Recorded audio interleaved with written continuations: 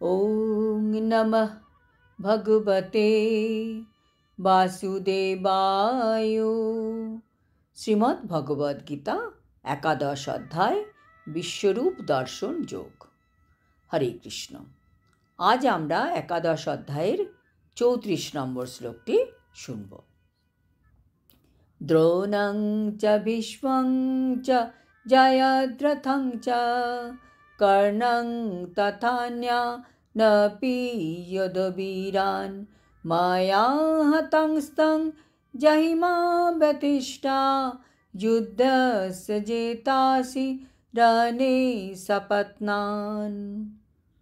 অনুবাদ: দ্রোণ, ভীষ্ম, কর্ণ, জয়দ্রথ এবং অন্যান্য যুদ্ধবীরগণ ইতিপূর্বেই আমার দ্বারা নিহত হয়েছে। সুতরাং তুমি বিচলিত না হয়ে তাদের বধ করো। তুমি যুদ্ধে শত্রুদের নিশ্চয়ই জয় করবে, অতএব যুদ্ধ করো। তাৎপর্য: ভগবান অর্জুনকে বলছেন, তুমি নিশ্চিন্ত হয়ে এই সব যুদ্ধবীরদের উপর তীর চালাতে পারো, কারণ এরা তো অলরেডি মৃত। মৃত ব্যক্তিদের উপর তীর চালানো তো কোনো অপরাধ নয়। যুদ্ধে যে অর্জুনেরই জিত হবে তাও ভগবান বলে দিলেন।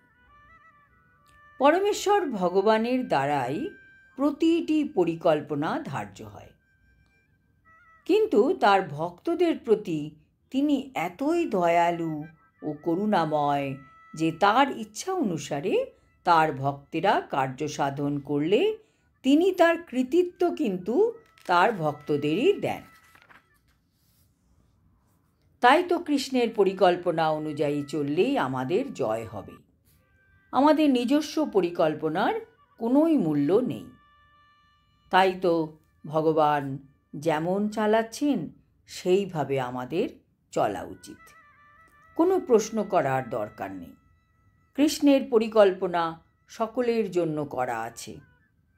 গীতা, ভাগবত নিত্য পড়া উচিত, নাম জপ করা উচিত, গুরুদেবের আদেশকে ভগবানের আদেশ বলে মেনে নিতে হবে।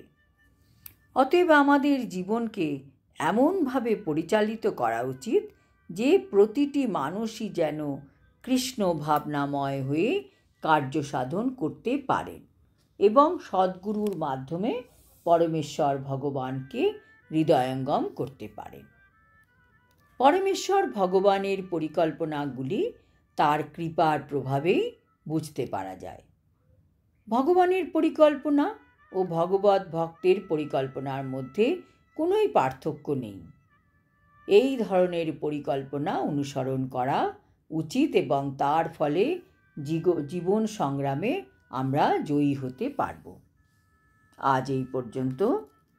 আগামী শ্লোকে সঞ্জয় ধৃতরাষ্ট্রকে অর্জুনের মনোভাব সম্বন্ধে বিবরণ দেবেন।